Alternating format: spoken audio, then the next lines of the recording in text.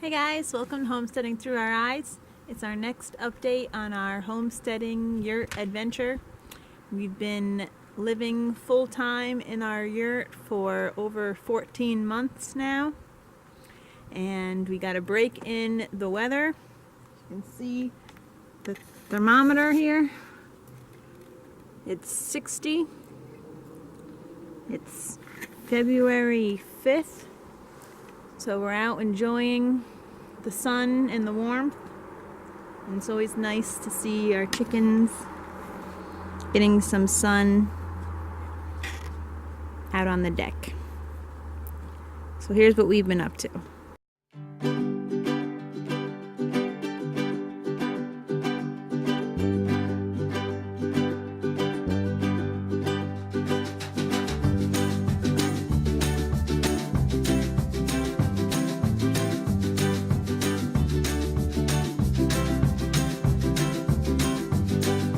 This is something we've been doing a lot of lately. We've been cutting down trees around the yurt right now. You can see I'm at the back door and he's out there about 40 feet cutting down a tree. We did leave the forest quite close to the yurt, so we are going to clear a little bit bigger circle around the yurt, use the wood for firewood. We've also been taking down trees around the garden. There goes one, two. The garden fence was knocked down during a windstorm, so it needed to be replaced. So we are taking advantage of the fence being down and taking down more trees that are dead around the garden area, and also trees that are blocking the sun. And we've been lugging wood, and we've been stacking wood still for this season. And we've been taking trees down for next year. Hey, having fun? Yeah. We've been splitting all the freshly cut down trees, and then now we are stacking. Hopefully next year we'll actually have all the wood we need. We took down about 15 trees in the back and 2 large trees in the front. So I feel like a lot of our videos lately we've been talking about wood, and Day said we need to stop doing wood videos, but it's really hard not to do a video and not talk about wood. That's how much our life evolves around wood in the winter.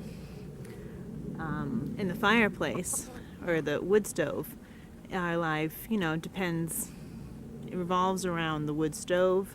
If we have wood ready, will we have wood to burn for the rest of the season? And now thinking ahead to next season, thinking about wood, planning for wood, dealing with wood.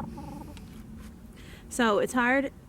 I'm sorry that we've been mentioning wood and talking about wood so much in our videos, but it's really a big focus.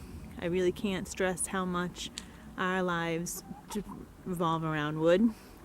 A solution, I think, to help at least with the problem, is we're going to really try to do some improving on the insulation of the yurt. We have some things planned for this 2019 year. We want to put in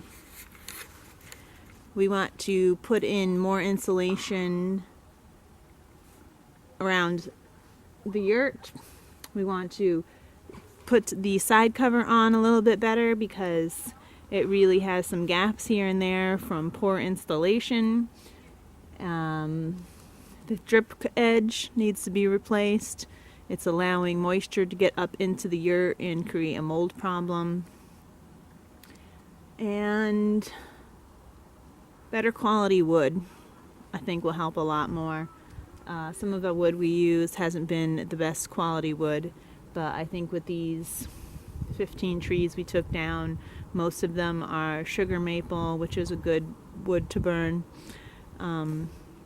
Hopefully it'll put out a good amount of BTUs and our yurt will be warm and we won't have to go through so much wood I really hate having to use a ton of wood.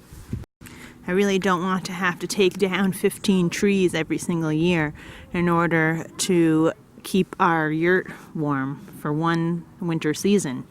That's a lot of trees. I like the world, and I don't want to be killing trees constantly just to be warm.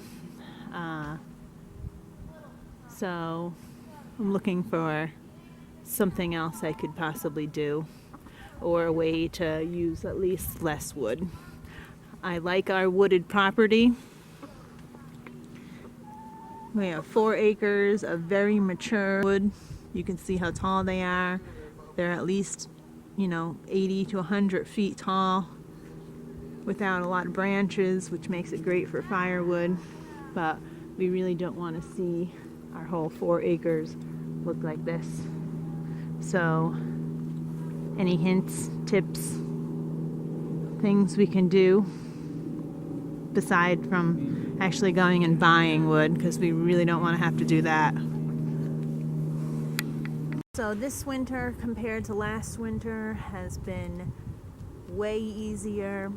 I think maybe just because we are used to it. It's more of a routine to us. We knew what to expect. We knew we were going to have to wake up several times in the middle of the night to put wood in.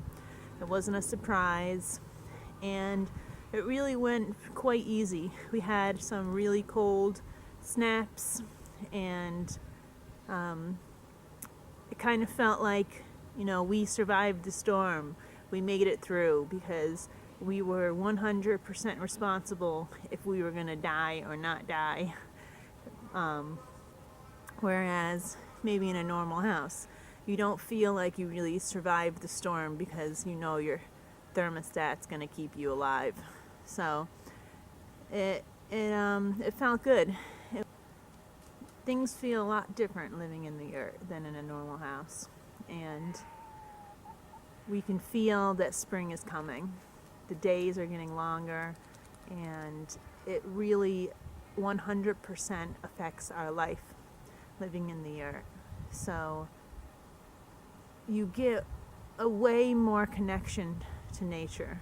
It's just, I notice it now because it's still so new, but I have a feeling in a couple more years I'm not even going to notice, and it's just going to be so part of me being this connected to nature. So just a really great experience, and this winter went way easier, and we're already doing wood. It's February. We're already doing wood for next year, so I think next year will be way easier, even more way easier, and it just seems like it's always going to be getting easier, and just more of our routine and more of our customs. So thanks for watching our update and coming along with us on this journey. It's been a great experience, and one I wouldn't change for the world, and I'm so glad I am able to let my children experience this as well. Hopefully it'll create great things in the future. And get out there and get yourself a yurt. Peace.